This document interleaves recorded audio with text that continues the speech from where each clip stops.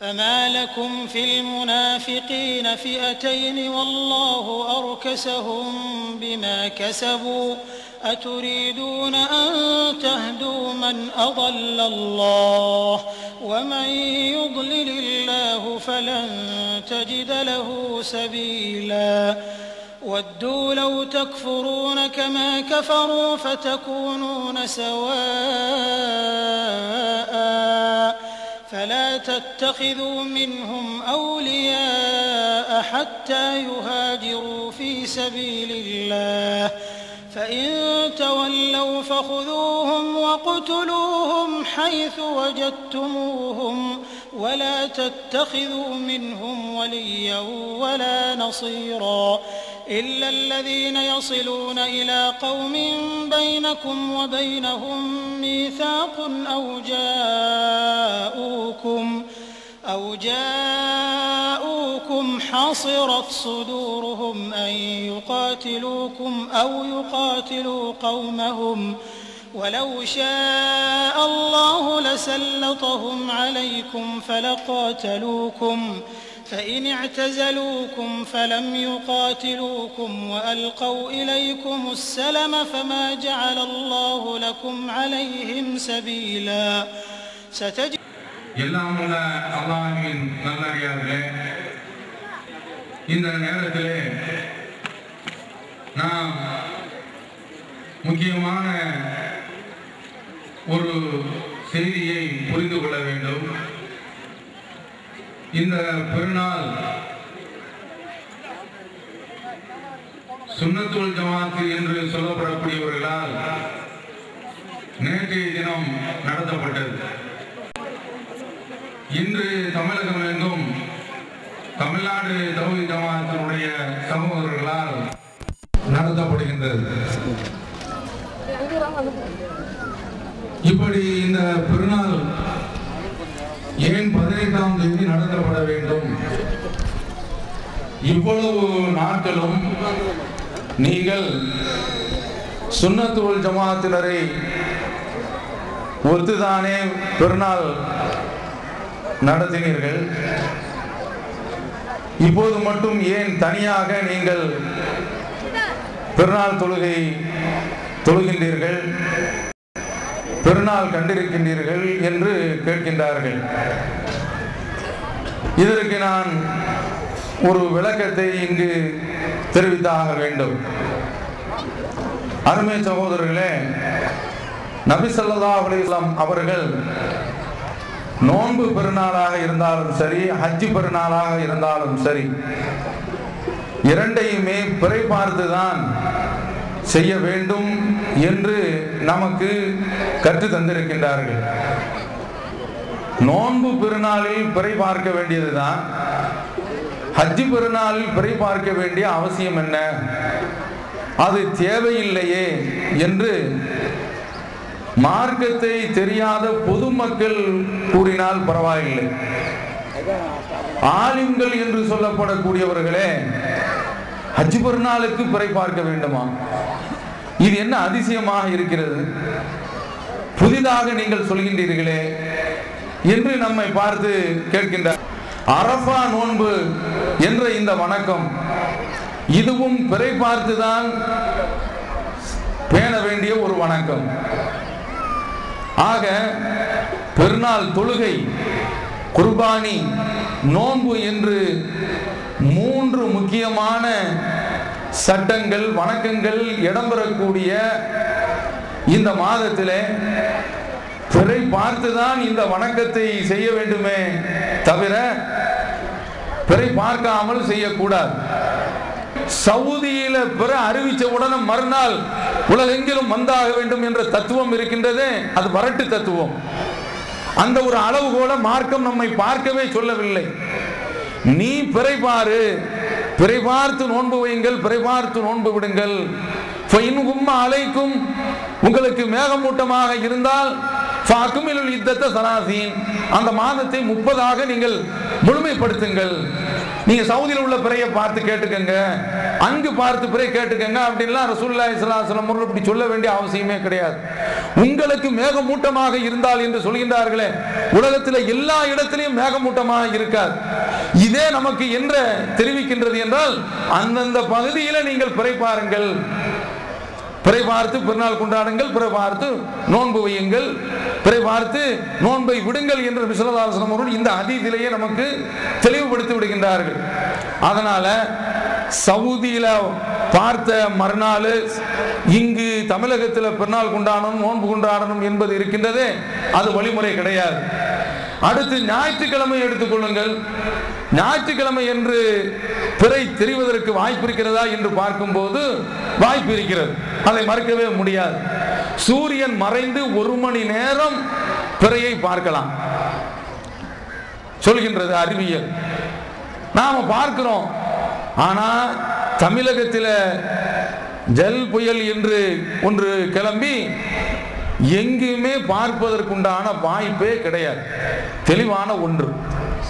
அதனால என்ன செய்யணும்? 30 முழுமையாக்கணும். அந்த ஹதீஸினுடைய அடிப்படையில் தான் நாம 30 முழுமைப்படுத்தி இருக்கின்றோம். திங்களோடு அந்த கடந்த மாதம் 30 முடிந்து செவ்வாயிலிருந்து நாம் ஆரம்பித்திருக்கின்றோம் 18ஆம் தேதி பெருநாள்.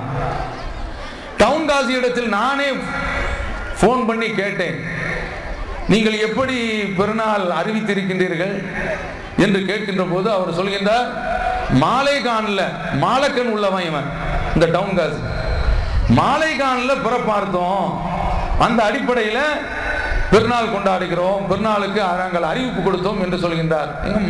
மாலைகான் பக்கத்தில் உள்ள மாநிலம் அல்லவே, அது மகாராஷ்டிராவில் இருக்கக்கூடியது என்று சொல்கின்ற பொழுது அதற்கு அவரிடத்தில் சரியான பதிலே கிடையாது.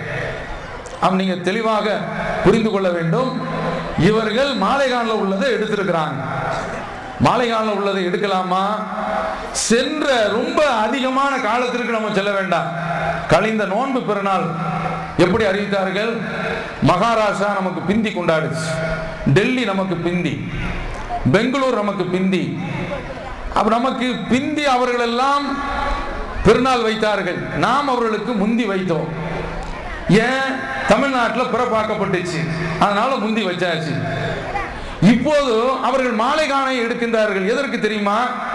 முந்தி பெருநாள் கொண்டாடும். இது அயோக்கியத்தனம் கிடையாதா? இது நபி ஸல்லல்லாஹு அலைஹி வஸல்லம் அவர்கள் சொல்கின்றார்கள், நீங்க நோன்பு வைக்கிற, நீங்க தீர்மானிக்கிற நாள் தான் நோன்பு, நீங்க தீர்மானிக்கிற நாள் தான் பெருநாள் என்று சொல்கின்றார்கள். அது பிறை பார்த்துதான். பிறை பார்க்காமல் நம்முடைய இஷ்டத்திற்கு ரமலான் பிறை 27 அன்றைக்கு இரவு அறிவித்து 28 பெருநாள் என்று அறிவிக்க முடியுமா? அல்லது இந்த மாதத்தில் 19ஆம் தேதி பெருநாள் என்று நமக்கு இஷ்டத்திற்கு அறிவிக்க முடியுமா? பிறையினுடைய அடிப்படையில் தான் அறிவிக்க வேண்டும். நாம கூட கடந்த காலத்தில் இந்த செவ்வாய்க்கிழமைக்கு ஒரு பெருநாள் என்று கொண்டாடுகின்றார்களே, அந்த பெருநாள் அவர்களை பற்றி நாம விமர்சிச்சிருக்கிறோம். அண்ணனுக்கு ஒரு பெருநாள், தம்பிக்கு ஒரு பெருநாள் என்று நாம் கடுமையான கண்டனம் தெரிவித்திருக்கின்றோம். அது எந்த அடிப்படையில்? பிறை பார்த்து கொண்டாட வேண்டும் என்ற அடிப்படையில். பிறை பார்க்காம தகவலை கேட்டு அவர்கள் செய்கின்றார்கள், அதைத்தான் நாம் விமர்சித்தோம். இப்போது நம்முடைய சகோதரர்களே, நீங்க எப்படி அண்ணனுக்கு ஒரு பெருநாள், தம்பிக்கு ஒரு பெருநாள் என்று நீங்களே அறிவித்து விட்டீர்களே என்று ரொம்ப ஆதங்கப்படுகின்றார்கள். அவர்களுடைய கவலை அவருடைய முகத்தில் தெரியுது. தெளிவாக புரிந்து கொள்ளுங்கள். நாம இந்த அடிப்படையில் தான் ரசூலுல்லாஹ் சொல்றாங்களே, அந்த ஹதீஸினுடைய அடிப்படையில் தான் நாம் இந்த பெருநாளை அறிவித்திருக்கின்றோமே தவிர நம்முடைய இஷ்டத்திற்கு. இப்போது நீங்கள் புரிந்து கொள்ளுங்கள், கடந்த ஒரு 2, 3, 4, 5 பெருநாள் இருக்குது தமிழகத்தில் முழுமையாகவே வருகின்றது. கடந்த காலத்தில் உங்களுக்கு தெரியும், மேலப்பாளையத்தில் ஒரு பெருநாள், ஜங்ஷன்ல ஒரு பெருநாள். இப்படி ஏற்பட்டதுக்கு காரணம் என்ன தெரியுமா? இங்க மேலப்பாளையத்தில் உள்ளவங்க இலங்கை தகவலை எடுத்துக்கிறாங்க, பாளையங்கோட்டில் உள்ளவங்க அதை ஏத்துக்கிற மாட்டாங்க, ஜங்ஷன்ல உள்ளவங்க அதை ஏத்துக்கிற மாட்டாங்க. ஆனா சமீபத்தில் ஒரு கருத்தொற்றுமை ஏற்பட்டது. தமிழகம் முழுவதும் எங்கு பார்த்தாலும் தமிழ்நாடு தௌஹீத் ஜமாஅத்தும் அந்த தீர்மானத்துக்கு தான் வந்திருக்கின்றது. தமிழக அளவில் எங்கு பிறை பார்த்தாலும் அதை ஏற்றுக்கொள்ள வேண்டும் என்ற முடிவுக்கு நாமளும் வந்தோம், சமுதாயம் ஒத்திருந்தது. இந்த டவுன் காசிங்கிற இந்த ஷைத்தான் அவனுக்கு மார்க்கமே தெரியாது. அவன் பேர் முஃப்தின், அவனுக்கு பெயர் முஃபத்தின், குழப்பவாதி என்று சொல்லலாம். அவன் தான் இப்படி மாலைகான் பிறையை அறிவிக்கிறாங்க. இங்கு உள்ள குருட்டு ஜமாத்துல் உலமாவும் அதை அறிவிக்கின்றது. ஜமாத்துல் உலமாவிடத்திலும் நாம தெரிந்த நண்பர்கள் மூலமாக பேச சொன்னோம்.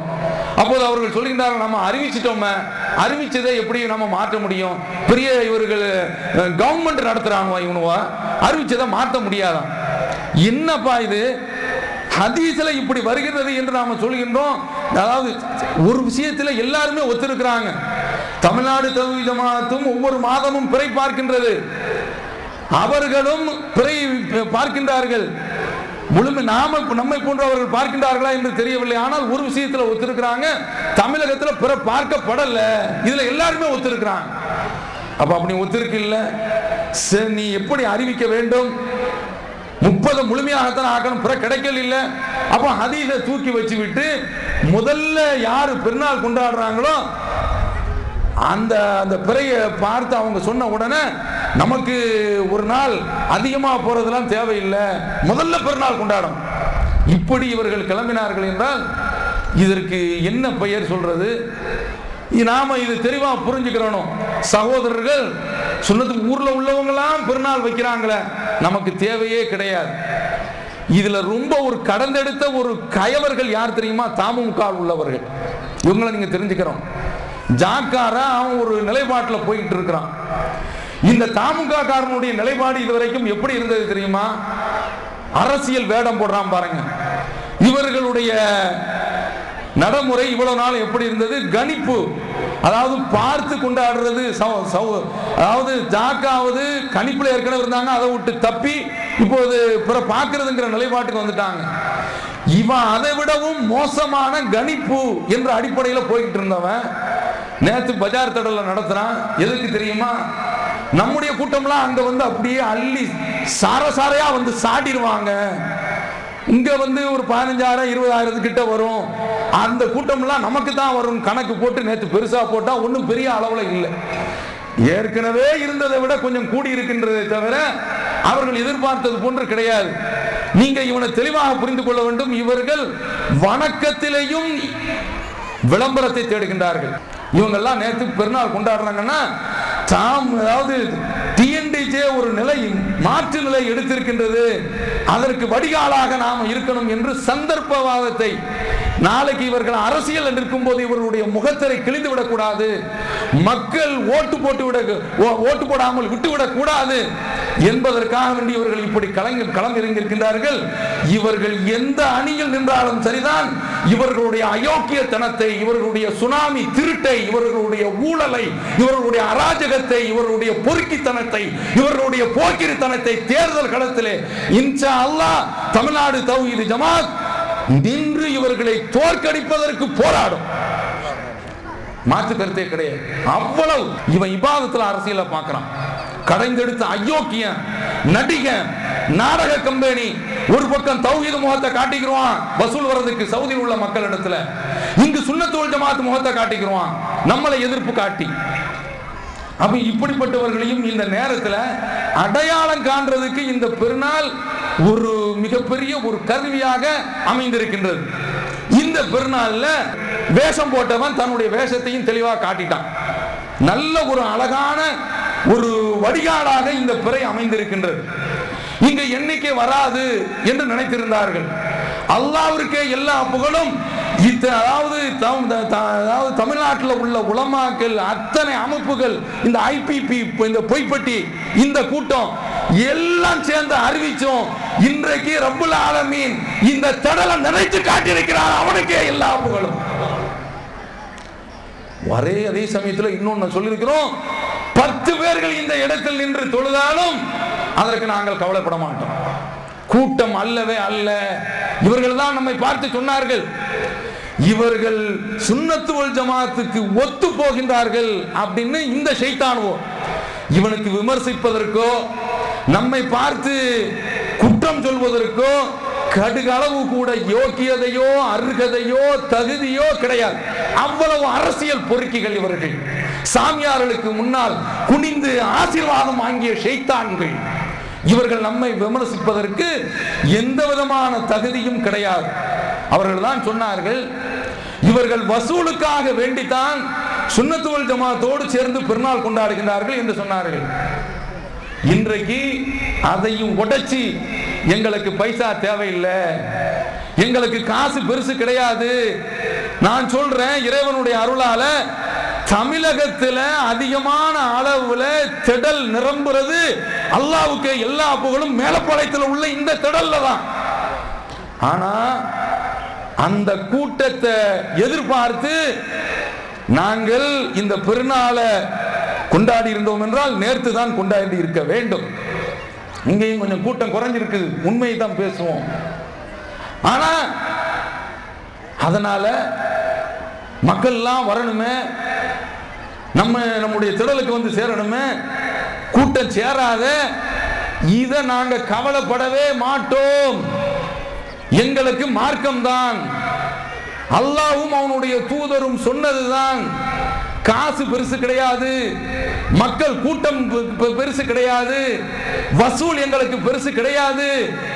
ரப்புல் ஆலமீனும் அவனுடைய தூதரும் சொன்ன அந்த கொள்கைதான் எங்களுக்கு உயிரினும் மேலானது என்பதை இன்றைய தினத்தில் நாங்கள் நிரூபித்திருக்கிறோம். அல்லாஹ்விற்கு எல்லா புகழும்.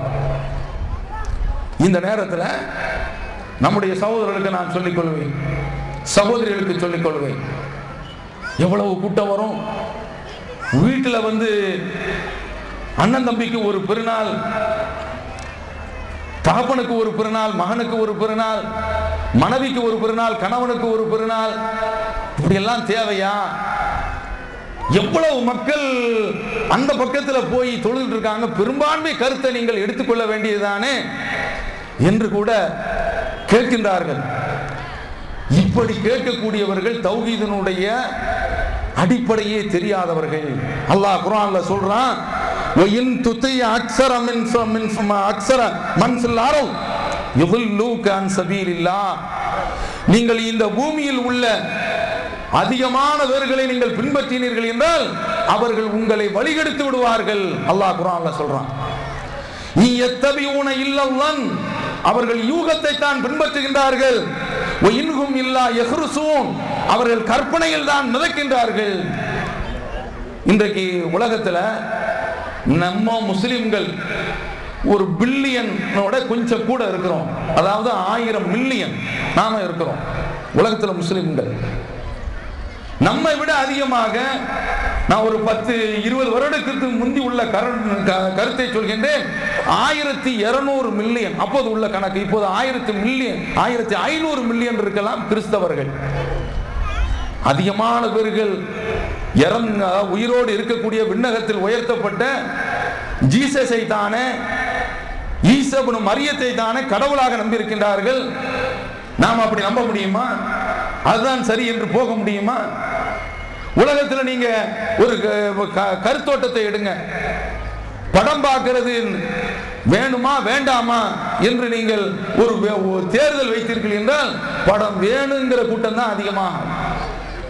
சிகரெட் வேணுமா வேண்டாமான்னு தேர்தல் வைங்க, எதுக்கு அதிக ஓட்டு கிடைக்கும்? சிகரெட்டுக்கு தான் கிடைக்கும். அவன் பெரும்பான்மை ஒரு கொள்கையை பார்த்து போகின்றது, அதனால அதனுடைய ஓட்டத்தில் நாமும் ஓடிவிட வேண்டும் என்று நினைத்தால் இப்படித்தான் பல இயக்கங்கள் கரைந்து போய்விட்டன, சிதைந்து போய்விட்டன. தமிழ்நாடு தௌஹீத் ஜமாத் இப்ராஹிம் அலைஹிஸ்ஸலாம் அவர்களுடைய மார்க்கத்தில் இருப்பதன் காரணத்தினால அவர்கள் தான் இந்த பெரும்பான்மை கருத்தை தூக்கி உடைத்து எறிந்தார்கள். சாதாரணமான ஒரு மனிதர் கிடையாது, எவ்வளவு பெரிய மனிதர், உடைச்சி காட்டினாங்க.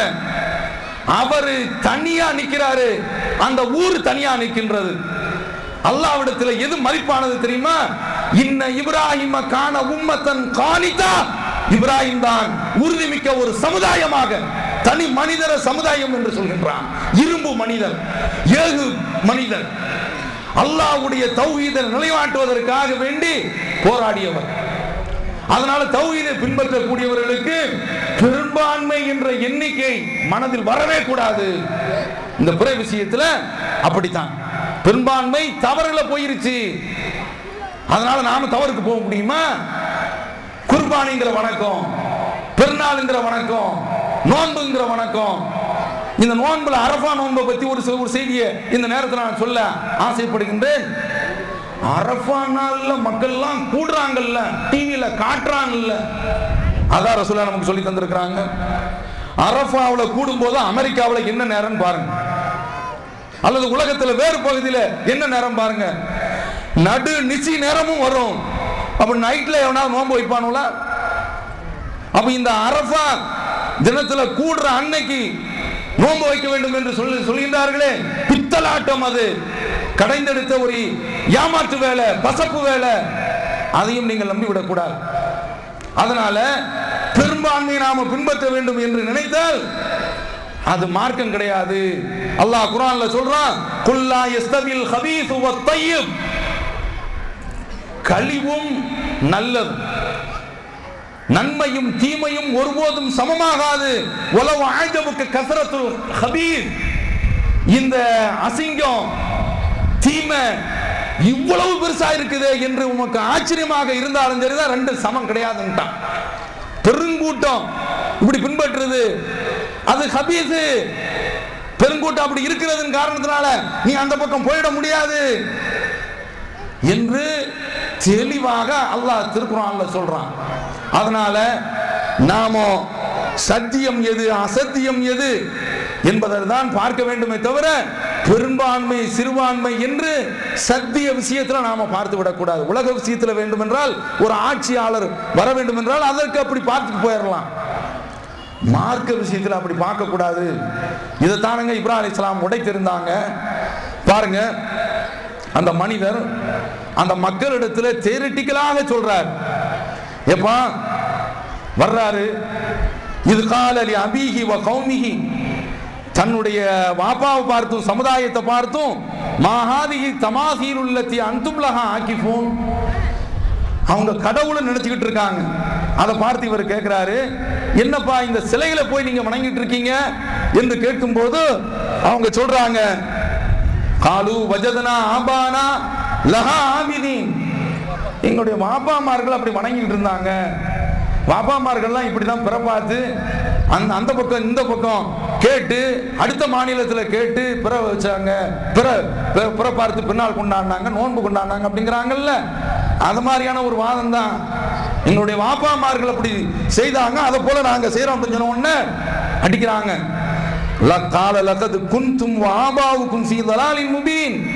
நீங்களும் உங்களுடைய பெற்றோர்களும் முன்னோர்களும் மூதாதையர்களும் பகிரங்கமான வழிகேட்டில் இருக்கிறீங்க என்று சொல்லிவிட்டு சும்மா இருக்கல்ல. அவங்க எல்லாம் வெளியில போயிருக்கிறாங்க. எல்லா சிலைகளையும் இந்த சம்பவத்தை எத்தனை தடவை குர்ஆன்ல படிச்சாலும் சுவாரஸ்யமா இருக்கு. எல்லாத்தையும் அடிச்சு உடைச்சிட்டு ஒன்னே ஒண்ணு மட்டும் விட்டு வைக்கிறாங்க. எப்படி அதான் அந்த மார்க்க பயணத்தில் பிரச்சாரம் செய்யும் போது விவேகம் இருக்க வேண்டும். இப்ராஹிம் அலைஹிஸ்ஸலாமுடைய விவேகத்தை பாருங்க. பெரிய சிலையை மட்டும் விட்டுட்டு குட்டி குட்டி சிலைகளில் அந்த இந்த தெய்வங்களை வணங்குறவங்க ஒரு சிலையை மட்டும் வச்சு வணங்க மாட்டாங்க. அதுக்கு ஸ்டெப்னி நிறைய வச்சிருப்பாங்க. இந்த மாதிரி பக்கத்தில் இப்படி எக்கச்சக்கமான சிலைகளை வச்சு வணங்குவாங்க. இப்ராஹிம் அலைஹிஸ்ஸலாம் வர்றாங்க, எல்லாத்தையும் உடைச்சு இடிஞ்சிட்டு பெரிய சிலையை மட்டும் விட்டுட்டு போயிட்டாங்க. சொல்லுவாங்கல்ல, படத்தை பார்த்து கதையை சொல்லு, அத மாதிரி அங்கிருந்து வந்தவங்க இந்த படத்தை பார்க்கணும், அது அவங்களுக்கு கதையை சொல்லணும் அப்படின்னு வைக்கிறாங்க. வந்தவொன்னா அவங்களுடைய உள்ளத்துல தெரியணுமா, ஆமா இந்த குட்டி குட்டி சிலைகள் எல்லாம் யார் உடைச்சா, ஓ இந்த பெரிய சாமி தான் உடைச்சிருக்குது அப்படின்னு அது சொல்லணுமா? அப்படி நீங்க சிந்திச்சு பாருங்க. சரி, அப்ப இந்த குட்டி சிலைகளை உடைக்காம இந்த பெரிய தெய்வம் என்ன செய்துகிட்டு இருந்துச்சு, சிறைச்சுக்கிட்டா இருந்துச்சு, இது சிந்திங்க அப்படிங்கிறாங்க. சரி, இந்த பெரிய சாமி உடைக்கல, எந்த ஆசாமி உடைச்சான்? அப்படி உடைச்சவனை இந்த பெரிய சாமி ஏன் சும்மா பார்த்துக்கிட்டு இருந்துச்சு? அவனை கொத்த வேண்டாமா, அவனை கொதற வேண்டாமா அப்படிங்கிற ஒரு சிந்தனைய அழகா அப்படி உடைச்சு வச்சுட்டு காட்டிட்டு போயிடறாங்க. பெரும்பான்மை சமுதாயத்தை உடைச்சி எறியறாங்க. அங்கிருந்து வர்றாங்க, யாருப்பா இப்படி செய்தா? படத்தை பார்த்து கதை சொல்லணும்னா கதை சொல்லுது. அந்த பெரிய சாமி உடைச்சிருக்குமா அப்படிங்கிற இதெல்லாம் போகல. யாரோ ஒரு ஆள் உடைச்சிருப்பாங்க அப்படின்னு தெரியுது. இன்னார் தான் உடைச்சாங்கிறதையாவது சொல்லணும் இல்ல, அது சொல்ல மாட்டாங்க. அப்படிதான் சொல்றாங்க. இப்ராஹிம் தான் அந்த வேலையை செய்திருக்கணும், அவரை கூப்பிடுங்க. ஃபாத்துபிஹி அலா அயுனின் நாஸ் கூப்பிடுறாங்க. அவர்கிட்ட கேட்குறாங்க, எங்கிட்ட எங்க கேட்குறீங்க? அட எங்கிட்ட ஏன் கேட்குறீங்க? அந்த இருக்க இந்த பெரிய சாமிகிட்ட நீங்க கேளுங்க, அது உங்களுக்கு பதில் சொல்லும். பல் ஃபாலஹு கபீருகும் ஹாதா, செய்தது அந்த பெரிய சாமி தாங்க, நான் செய்யலங்க. ஃபஸாலுகும் இன்கானு யன்திகூன், அவங்க பேசுறதாக இருந்தா நீங்க கேளுங்க அப்படின உடனே ஃபரஜவு இலா அன்ஃபுஸிஹிம் ஃபகாலு இன்னக்கும் அன்தும் ஸாலிமூன், அவங்களே ஒத்துக்கறாங்க. ஆமா அது எப்படிப்பா செய்யும் அப்படின்னு சொல்லி ஒத்துக்கிறான்.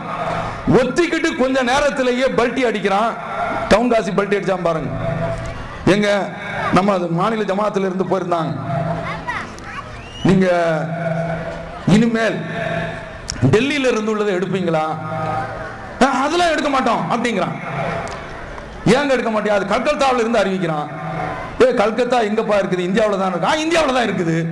அப்படி அறிவி அதை விடுங்க அப்படிங்கிறான். அப்ப அவன் அறிவிச்சது தப்புங்கிறத உணர்றான்ல. இத மாதிரி இப்ராஹிம் அலைஹிஸ்ஸலாம் நீங்க அங்க போய் கேளுங்க அப்படின்னு சொன்ன உடனே அவங்களுக்கு தெரியாது பேசாதுண்டு. எப்பா பேசாதுன்னு தான் உனக்கு தெரியுமேன்னு சொல்லி இப்ராஹிம்டே சொல்றாங்க. அதான் சொல்றாங்க, உஃபில்லக்கும் வலிமா தஅபுதூன மின் தூனில்லாஹ், நீங்களும் அஃப தஅபுதூன மின் தூனில்லாஹி மா லா யன்ஃபவுக்கும் ஷையன் வலா யதுர்ருக்கும், உங்களுக்கு எந்த பயனும் தராத ஒரு தெய்வத்தை போய் வணங்கிட்டு இருக்கீங்களே. உஃபில்லக்கும் வலிமா தஅபுதூன மின் தூனில்லாஹ், சி நீங்களும் நீங்கள் வணங்கக்கூடிய தெய்வங்களும் அஃபலா தாக்கிலும், கொஞ்சம் சிந்திச்சு பார்க்க மாட்டீங்களா? அழகா கேட்குறாங்க பாருங்க. இந்த அடிப்படையில் தான் இப்போ இந்த பாபரி மஸ்ஜித் வழக்கில் நாம கேட்கிறோம்.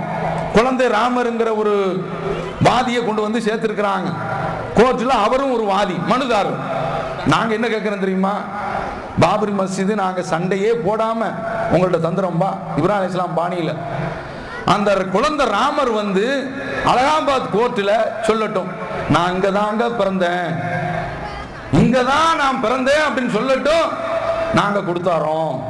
இந்த அடிப்படையில் தான் சொல்றோம். அதற்கு தான் ஜனவரி 4 இந்த நாட்டில் முஸ்லிம்களுடைய வழிபாட்டு உரிமை, முஸ்லிம்களுடைய வாழ்வுரிமை கேள்விக்குறியாக கூடாது என்பதற்காக வேண்டி இந்த அலகாபாத்தில் உள்ள கூழ் முட்டைகள், அவன் நீதிபதியே கிடையாது, மாடு மேய்க்க வேண்டிய ஆட்கள், அவங்க எல்லாம் வந்து தீர்ப்பளிச்சிருக்கிறான். ராமர் அங்கதான் பிறந்தாராம், இவன் பிரசவம் பார்த்த மாதிரி. அப்ப என்னடா இது இப்படி நீங்க தீர்ப்பளிச்சிருக்கீங்க, இது கோர்ட்டு பேச வேண்டிய ஒரு விஷயமா என்று நாம கேட்டு நடத்துறோம். ஜனவரி 4 அதுல ஆண்களும் பெண்களும் மதுரையில நாம வந்து கலந்து கொள்ள வேண்டும் என்பதையும் இந்த நேரத்தில் நான் தெரிவித்துக் கொள்கின்றேன். அதனால இப்ப நீங்க என்ன பார்க்க வேண்டும் என்றால், இப்ராஹிம் அலைஹிஸ்ஸலாம் அவர்கள் இந்த பெரும்பான்மை சமுதாயத்தை உடைச்சி எரிஞ்சுதான் இந்த கொள்கையை கொண்டு வந்தாங்க. அந்த கொள்கை தான் இன்றைக்கு மக்களுக்கு மத்தியில் நாம சொல்லிக் கொண்டு இருக்கின்றோம். அந்த கொள்கையின் அடிப்படையில் தான் இப்போது பிரச்சாரம் செய்து கொண்டிருக்கின்றோம். இப்ராஹிம் அலைஹிஸ்ஸலாத்து வஸலாம் அவர்களுடைய பாதையில் செல்கின்றோம் என்றால், சும்மா வஹைனா இலைக அனித்தபை மில்லத இப்ராஹிம ஹனீஃபா, நீங்கள் இப்ராஹிம் அலைஹிஸ்ஸலாம் அவர்கள் மார்க்கத்தை பின்பற்றி ஆக வேண்டும் என்று அல்லாஹ் நமக்கு கட்டளையிடுகின்றான். இந்த கட்டளையினுடைய அடிப்படையில் நாம இப்ராஹிம் அலைஹிஸ்ஸலாம் அவர்களைத்தான் பின்பற்ற வேண்டும். அவருடைய மார்க்கத்தில் நாம் இருக்கிறோம் என்பது உண்மையானால் தெளிவாக இது போன்று பெரும்பான்மையான கருத்தை ஒருபோதும் பார்க்கக்கூடாது. அடுத்து, இது இப்ராஹிம் அலைஹிஸ்ஸலாம் அவருடைய நினைவாக உள்ள ஒரு மாதம். இந்த மாதத்துல இந்த சமுதாயம் எப்படி இருக்குது பாருங்க. எங்க வாப்பாவுக்கு ஒரு பெருநாள், அவரை எப்படி நாம பகைக்கிறது, என் தாயாருக்கு ஒரு பெருநாள், என் கணவருக்கு ஒரு பெருநாள் அப்படின்னு பெண்ணு நினைக்கிறாங்க, என் மனைவிக்கு ஒரு பெருநாள் என்று கணவன் நினைக்கிறாங்க. அட இப்ராஹிம் அலைஹிஸ்ஸலாம் அவருடைய அந்த வாழ்க்கையை நீங்க பாருங்க. இவ்வளவுத்தையும் நீங்க விளக்குங்க. பிறை பார்த்து தான் பெருநாள் கொண்டாடணும், பிறை பார்த்து தான் நோன்பு பிடிக்கணும், நோன்பை விடணும் அப்படின்னு ரசூலுல்லாஹ் சொல்லியிருக்கிறாங்க. இதை விளக்குங்க. விளக்கி அவர்கள் கேட்கவில்லை என்றால் இப்ராஹிம் அலைஹிஸ்ஸலாம் அவருடைய மார்க்கத்தை பின்பற்றுங்க. இன்னா புராவும் மின்கும் மிம்மா தஅபுதூன மின் தூனில்லாஹ், உங்களை விட்டும் உங்களுடைய தெய்வங்களை விட்டும் நாங்கள் விலகிக் கொள்கின்றோம் என்று இப்ராஹிம் அலைஹிஸ்ஸலாம் அவர்கள் பிரகடனப்படுத்தி தன்னை தனிமைப்படுத்தி காட்டினாங்களே, அது மாதிரி தனிமைப்படுத்துங்க. சத்தியத்துல தான் ஒற்றுமை, சத்தியத்துல தான் குடும்பம், சத்தியத்தினுடைய அடிப்படையில் தான் நேசம். இதற்கு மாற்றம் இருந்தால் தூக்கி எறிஞ்சிட வேண்டியதுதானே. அந்த மனிதனுடைய வாழ்க்கையை பாருங்க. இப்ராஹிம் அலைஹிஸ்ஸலாம் அவர்கள் தன்னுடைய தகப்பனாருக்கு மார்க்கத்தை சொல்றாங்க, அவர் கேட்கல, நான் உங்களை விட்டு விலகிக்கிறேன் அப்படிங்கிறாரு. அடுத்து அவர் எதிர்பார்த்தது ஒரே ஒரு சான்ஸ், சத்தியத்தை ஏற்கல்ல, அவருக்கு அல்லாஹ் தஆலா ஒரு பாவம் மன்னிப்பையாவது வழங்கட்டும் என்று சொல்லி எதிர்பார்த்தாரு. அல்லாஹ் தஆலா அடிச்சிட்டான். அவரு உனக்கு சொந்தம் கிடையாது, அவருக்காக வேண்டி நீ பாவ மன்னிப்பு தேட முடியாது என்று சொன்ன உடனே ஒமா கான இஸ்திக்ஃபார் இப்ராஹிம் அலி அபீஹி இல்லா மௌஇதத்தின் வாதாய்யா. இப்ராஹிம் தன்னுடைய தகப்பனாருக்கு பாவ மன்னிப்பு தேடுறேன்னு சொன்னாரு. அப்படி சொன்னது, அவர் கேட்டது, அவருக்கு கொடுத்த ஒரு வாக்குறுதியினுடைய அடிப்படையில தான். ஃபலம்மா தபய்யன லஹு அன்னஹு அதுவும் இல்லா, அவர் அல்லாஹ்விற்கு விரோதி என்று தெரிந்தவுடனே தபர்ர மின், அந்த தகப்பனாரை விட்டு விலகி விட்டார். இப்ராஹிம் சொல்றானா இல்லையா? தன்னுடைய தகப்பனாரை புரிகிறார் சத்தியத்திற்காக வேண்டி. அவர் அசத்தியத்தில் இருக்கிறதுக்காக வேண்டி தூக்கி எறிகிறார். அடுத்து அல்லாஹ்வுக்காக வேண்டி பாருங்க, தன்னுடைய மனைவியை கொண்டு போய் ஒரு பாலைவனத்தில் கொண்டு போய் விட சொல்றான். அல்லாஹ் விட சொல்கின்றான். யா இப்ராஹிம், அவங்க தன்னுடைய கணவரை பேர் சொல்லியே கூப்பிடுறாங்க. அது அரபிகளுடைய வழக்கம். நமது ஊரில், நம்ம நாட்டில் தான் கணவருடைய பேரை சொல்லக்கூடாது அப்படிம்பாங்க.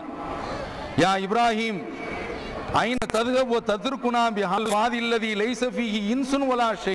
எங்களை எங்க விட்டு போறீங்க? ஒரு மனிதர் கூட இல்லையே, ஏதாவது ஒரு பொருளாவது எங்களுக்கு இருக்க வேண்டுமே, ஒன்றுமே கிடையாது, வெட்ட வெளி, கடுமையான ஒரு பள்ளத்தாக்கு, பாலைவனம், இந்த பாலைவனத்தில் எங்களை விட்டு போறீங்களே அப்படின்னு சொல்லி கேட்கிறாங்க. இந்த சம்பவத்தை நீங்க எப்போ வேண்டுமென்றாலும் புகாரில் எடுத்து பாருங்க, கல்மனமும் உருகிவிடும். இந்த மனிதர் தன்னுடைய, அதாவது ரொம்ப நாளைக்கு பிறகு பெற்றெடுத்த ஒரு பிள்ளை, அவரே சொல்றாரு, அல்ஹம்துலில்லாஹ் இல்லதி வஹபலி அலல் கிபரி இஸ்மாயில்.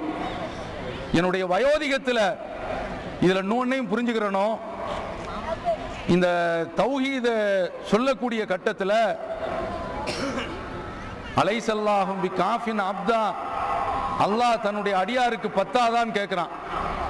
அதை தொடர்ந்து சொல்றான், யுஹவ்விஃபூனக பில்லதீன மின் தூனி, அல்லாஹ் அல்லாதவர்களை உங்களை பயமுறுத்துகின்றார்கள் என்று அல்லாஹ் குறிப்பிடுறான். என்ன, நீ இந்த பிரச்சாரத்தை நீ செய்தால் உன்னுடைய குடும்பத்தில் பாதிப்பு ஏற்பட்டுரும். என்னுடைய பெரியம்மா அவங்க சொன்னாங்க, ஒரு இடத்துல யாரோ ஒரு வீட்டில் கொடி எடுக்கிறத நிறுத்தினாங்களாம், அதனால் அந்த வீட்டில் பெரிய சோதனை ஏற்பட்டு போச்சு என்று சொன்னார்கள். அப்போ நம்ம ஏதாவது தமிழகத்தில் இந்த தௌஹீதை தெரிஞ்சவங்க நிறைய பேர் இருந்தாங்க, ஆலிம்கள் நிறைய பேர் இருந்தான், கபர் வணக்கம் கூடாது என்று நிறைய தெரிஞ்சு வச்சிருந்தான். ஆனால் சொல்றதுக்கு பயம். ஏன் பயப்படுறான் தெரியுமா? அவனுடைய வீட்டில் அவன் சொன்னதுக்கு பிறகு ஏதாவது ஒரு சோதனை ஏற்பட்டுருச்சுன்னு வைங்க, பத்தியா நீ அவுலியாக்களை பத்தி பேசுன அதனால வந்துருச்சுமான, இதுக்கு பயந்தான். ஆனா இப்ராஹிம் அலைஹிஸ்ஸலாம் அவர்கள் அந்த பயத்தை எல்லாம் தூக்கி எறிஞ்சாங்க. தமிழ்நாட்டில் சகோதரர் பிஜே அவர்களுக்கு அல்லாஹ் அருள் செய்ய வேண்டும், இந்த ஒரு துணிச்சல் அவருக்கு தான் கிடைச்சது. களம் இறங்கினார். அவரோடு சேர்ந்து ஒரு தடவை திருச்சி மீட்டிங்ல நான் இருக்கும்போது அவரை பார்த்து ஒருத்தன் என் கண் முன்னாலேயே கேட்கிறான், நீங்க நல்லா இருக்கீங்களா, நீங்க ஏதோ வாதம் அடிச்சு கிடக்குறீங்கன்னு நினைச்சேன். அதாவது அவர் முபாஹலா என்று காயல் பண்ணத்துல ஒரு சாபம், பரஸ்பரம் சாபம் செய்வது தௌஹீதினுடைய அடிப்படையில் தான் அதுல பங்கெடுத்து விட்டு அவர் வந்தார். அப்படி வந்த பிறகு அவருக்கு ஏதோ நோய் ஏற்பட்டு படுக்கையில் கிடக்கிறான்னு வழங்கி வச்சுக்கிட்டான். திருச்சியில் பார்த்துட்டு அப்படியே ரெண்டு பேரும் ஒரு மீட்டிங்ல இருக்கும்போது பார்த்து கேட்கிறான், அப்ப என்ன அவுலியாக்கள் நம்ம திட்டல, இந்த கபர்கள்ல போய் முற்றுறதை தான் நம்ம திட்டுறோம். அப்ப அவன் எப்படி வழங்கி வச்சிருக்கான், இப்படி பயப்படுறான் பாருங்க. இங்க இப்ராஹிம் அலைஹிஸ்ஸலாம் அவர்கள் நீண்ட காலம் தௌஹீது சொல்றாரு, அவருக்கு குழந்தையே கிடையாது, இதுக்கும் அவர் பயப்படல பாருங்க. அதான் சிறந்த ஒரு மாமனிதராக வத்தகதல்லாஹு இப்ராஹிம கலீலா, இப்ராஹிமை அல்லாஹ் நண்பராக எடுத்துக்கொண்டான் என்று சொல்றாங்க. அதற்கு ரொம்பவும் பொருத்தமான ஒரு ஆள். அவர் தான் சொல்றாரு, அல்ஹம்துலில்லாஹ் அல்லதி வஹபலி அலல் கிபர் இஸ்மாயில். பெரிய வயசுல எனக்கு ஒரு பிள்ளை இஸ்மாயில்ங்கிற தந்தானே, அவனுக்கு எல்லா புகழும். அந்த பிள்ளை தான் ஒரு பள்ளத்தாக்கில் கொண்டு போய் விட சொல்றான். போய் விடுறாங்க, மனைவியும் விடுறாங்க. அப்பதான் அந்த மனைவி கேட்கிறாங்க, மனித சஞ்சாரமே இல்லாத ஒரு பகுதியில் எங்களை விட்டு போறீங்களேங்க அப்படின்னு கேட்கிறாங்க. அப்படி கேட்கும் போது திரும்ப திரும்ப சொல்றாங்களாம், புகாரில வருது, இப்படி சொல்றீங்களே அப்படின்னு சொல்லி கேட்கும்போது அந்த பெண்ணு சொல்லும் போது திரும்பவே பார்க்கல அவர்கள். அப்பதான் திரும்பி பார்க்காம போறாங்களா, அவங்கள பார்த்து ஹாஜரா சொல்றாங்க, ஓஹோ இப்படி செய்யறதாக இருந்தா இவர் அல்லாஹ்வுடைய உத்தரவின் பேர்ல தான் இப்படி செய்யணும் என்று சொல்லிவிட்டு, அல்லாஹுல்லதி அமரக பிஹாதா, அல்லாஹ் இப்படி சொன்னா அப்படின்னு சொல்லி கேட்கறாங்க. திரும்பி பார்க்காமலே ஆமா அப்படின்னு சொல்லிட்டு போறாங்க. அப்படி போயிட்டு கொஞ்ச தூரத்துல போன உடனே அவருடைய மனசு தாங்க முடியல. இறைவன் சொல்றாரு, ரப்பனா, என்னுடைய ரப்பே, இன்னி அஸ்கந்து மின் துர்ரியத்தி பிவாத், என்னுடைய சந்ததியை கைர தி ஸரஇன், வேளாண்மை இல்லாத இந்த பைத்திக்கல் முஹர்ரம் சங்கமிக்க உன்னுடைய அந்த வீட்டுக்கு அருகில் எந்த விதமான விளைச்சலும் இல்லை, மனித சஞ்சாரம் இல்லை, தண்ணீர் இல்லை. நான் கொடுத்தது ஒரு பை பேரித்தம்பழம், ஒரு துருத்தி அளவு தண்ணீர். இந்த பிள்ளைய நான் விட்டுட்டு போறேன், இறைவா நீயே பாதுகாத்துக் கொள்கின்ற வார்த்தையே சொல்லல, இங்க குடியமர்த்துட்டு போயிருக்கிறேன் என்று சொல்லிவிட்டு, ரப்பனா யுகீமுஸ் ஸலா, அந்த நேரத்தில் அவர் கேட்கிற துஆவை பாருங்க, என்னுடைய சந்ததியர்கள் தொழ வேண்டும். ஃபஜ்அல் அஃபீதத்தம் மினன் நாஸி தஹ்வி இலைஹிம், மக்கள் எல்லாம் அந்த பக்கம் திரும்பி பார்க்கக்கூடிய அளவில் அவருடைய உள்ளத்தை நீ பிணைப்பை ஏற்படுத்து.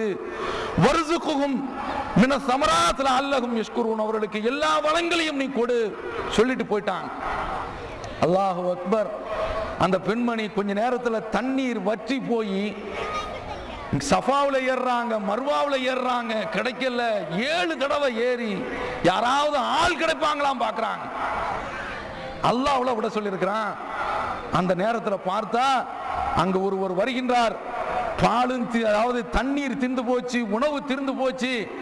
ஜிப்ரீல் அலைஹிஸ்ஸலாம் அவர்கள் அந்த இடத்துல வந்து தன்னுடைய அந்த காலால் ஒரு அடி அடிக்கிறாங்க, தன்னுடைய உறுப்புகளால் ஒரு அடி அடிக்கிறாங்க. அந்த இடத்துல இருந்து தண்ணீர் பீரிட்டு வருகின்றது. அல்லாஹ்வுடைய கிருபையினால் உலகம் உள்ள அளவும் அது வற்றாத அளவு அந்த ஜம்சம் என்ற அந்த நீர் இன்றைக்கும் ஓடிக்கொண்டிருக்கின்றது. பாருங்க, தன்னந்தனி இடத்துல விட்டுட்டு வந்தார். இப்படிப்பட்ட நாமும் சுன்னத்து வல் ஜமாஅத்து இவ்வளவு பெரிய அளவுல அந்த பக்கம் போயிட்டாங்களே, நாம பிரிஞ்சிட்டோம் சொல்லி கவலைப்படலாமா? எங்கெங்க இருக்கிறோம், எங்க தனிப்பிக்கப்படுகின்றோமோ அங்க அல்லாஹ் நம்முடன் இருக்கிறான். அதை நீங்க புரிஞ்சுக்கங்க. எங்களுக்கு என்ன ஆசையா இப்படி தனியா பெருநாள் கொண்டாடணும் அப்படிங்கிறது கிடையாது. அசத்தியத்திற்கு அவன் துணையா நிக்கிறான். டவுன்காசி மார்க்கத்தை பேச மணங்குறான். அப்ப நாம மார்க்கத்தை பேசணும் இல்ல. அதனால இந்த அடிப்படையில் தான் நாம நிக்கிறோம் என்பதையும் இந்த நேரத்தில் உங்களிடத்துல தெரிவித்துக் கொண்டு, இந்த குர்பானியை பலியிடுறோமே அது எதை உணர்த்துது? உமர் பாப்பா கேட்கிறாரு, சாலியான பிள்ளை, சாலியான தகப்பன் கேட்கிறாங்க இறைவன், ரப்பி ஹப்லி மின சாலிஹின், நல்ல பிள்ளைய கொடு அப்படின்னு கேட்டாங்க. தகப்பன் ஒரு நல்ல கருத்தை சொல்றாரு, அதுலயும் அல்லாஹ்வுடைய உத்தரவை சொல்றாரு, தன்னை அறுத்து பலியிடணும் சொல்லும் போது அந்த பையன் எதிர்த்து நிற்கல. யாபத் ஃபஅல் மா துமர், அல்லாஹ் உங்களுக்கு இட்ட கட்டளையை நீங்க செய்யுங்க. சதஜிதுனி இன்ஷா அல்லாஹ் மின சாபிரீன், நான் அந்த சோதனையை நான் அறுத்து பலியிடுறதை நான் பொறுத்துக்கிறேன் அப்படின்னு சொல்லி அல்லாஹ்வுடைய அந்த பிரியத்திற்கு முன்னால் என்னுடைய பிள்ளையுடைய பிள்ளை பாசம் எனக்கு பெருசு இல்லைன்னு தூக்கி எறிஞ்சாரு அந்த இப்ராஹிம். அவருடைய மார்க்கத்தில் நாங்க இருக்கிறோம். நாம இதற்கு கவலைப்படலாமா, சங்கடப்படலாமா? இதற்கு என்ன வெக்கி தலை குனியணும்? வெக்கி தலை குனிய வேண்டியவர்கள் அவர்கள் தான், நாம கிடையாது. சிந்தித்து பாருங்க. அப்ப இதுல அதனாலதான் இன்றைக்கு குர்பானி கொடுக்கிறோம். தன்னுடைய மகனை அறுத்து பலியிட போகும்போது நரபலி இஸ்லாத்துல கிடையாது. ஒரு ஆட்டை கொண்டு வந்து அல்லாஹ் பலி கொடுக்க செய்யறான். அந்த ஒரு இப்ராஹிம் அலைஹிஸ்ஸலாமுடைய தௌஹீதை நினைக்கிறதுக்கு அல்லாஹ் என்று வருகின்ற பொழுது தகப்பனை இழக்கணும், அல்லாஹ் என்று வருகின்ற பொழுது மனைவி இழக்க வேண்டியது இருக்கும், அல்லாஹ் என்று வருகின்ற பொழுது மனைவி கணவனை இழக்க வேண்டும், அல்லாஹ் என்று வருகின்ற பொழுது பிள்ளைகளை இழக்க வேண்டும். அத்தனைக்கும் முன்னுதாரணம் இப்ராஹிம். அதற்கு தான் இங்க தியாக திருநாள். நம்ம பெருநாள் எப்படி பிற மத பண்டிகையில் நம்ம குறை சொல்றோம் நினைச்சிட கூடாது. பாருங்க, தீபாவளி பண்டிகை 2200 கோடி ரூபாய், எவ்வளவு? 2200 கோடி ரூபாய் வெறும் பட்டாசுக்கு போயிருக்கு. பாத்துக்கங்க. நம்முடைய தௌஹீத் ஜமாத்துல இன்றைக்கு இந்த பெருநாளின் போது 5 லட்சம் ரூபாய் மக்கள், அதாவது நீங்க இன்னொன்னு புரிஞ்சுக்கிறணும், சென்ற வருடம் 400 பங்கு, இந்த வருடம் 500 பங்கை தாண்டி போயிருக்குது.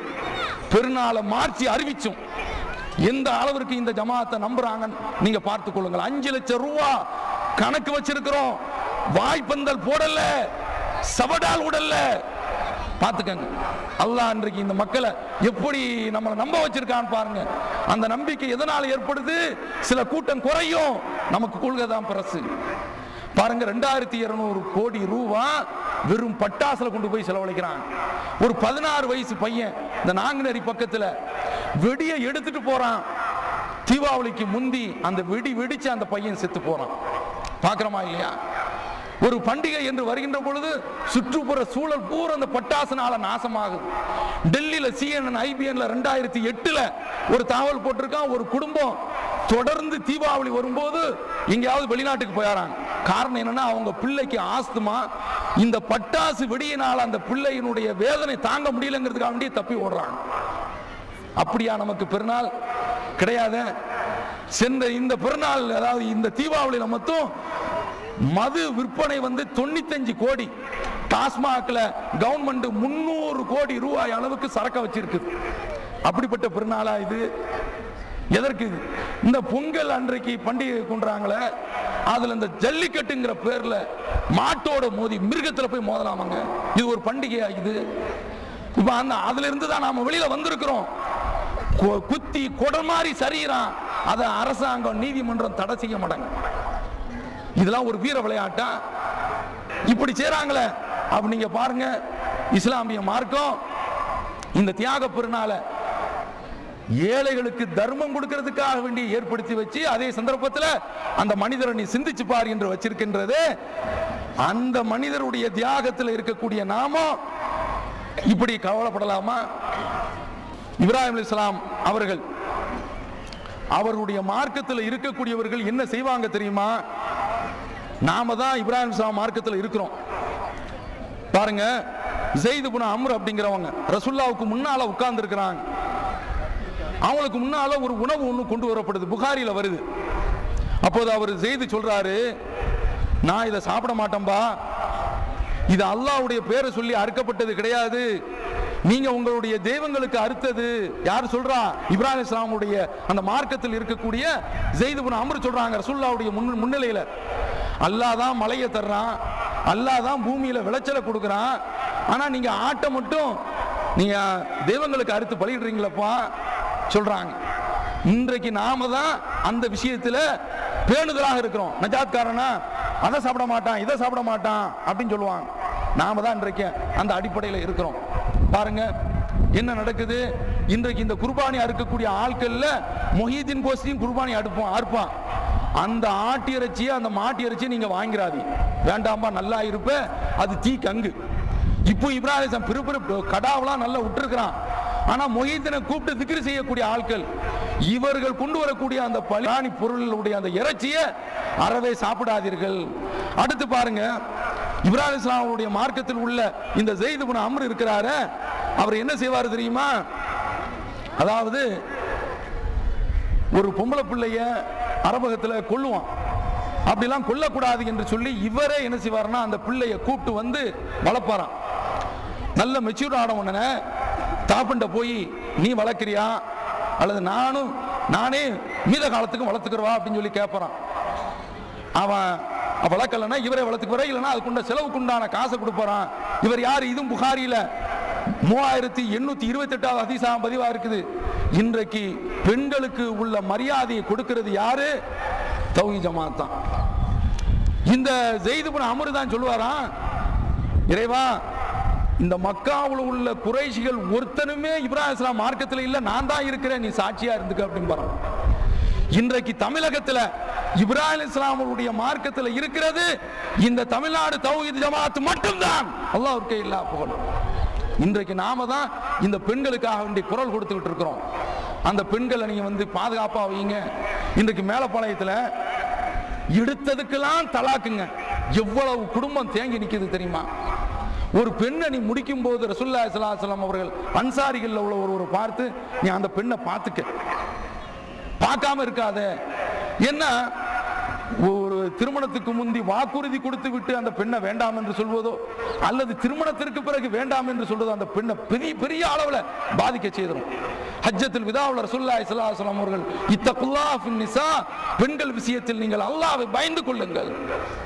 இப்போ எப்படி யாராவது நடக்கிறானோலா? எத்தனை தலாக்கு இன்றைக்கு தௌஹீத் ஜமாத்தில் அந்த வழக்கு வருது. காவல்துறை துணையோடு அந்த வழக்கை நாம தீர்த்துக்கிட்டு இருக்கிறோம். அப்ப நாம நீங்க புரிஞ்சுக்கணும், இப்ராஹிம் அலைஹிஸ்ஸலாம் அவருடைய மார்க்கத்தில் நாம தான் இருக்கின்றோம். அப்ப இப்படி இருக்கக்கூடிய நாம இவர்களுக்காக வேண்டி ஒருபோதும் நாம கவலைப்படக்கூடாது. அதே சந்தர்ப்பத்தில் இந்த நேரத்தில் தாய்மார்களுக்கு சில அறிவுரைகளை நாம் சொல்ல வேண்டியது இருக்கின்றது.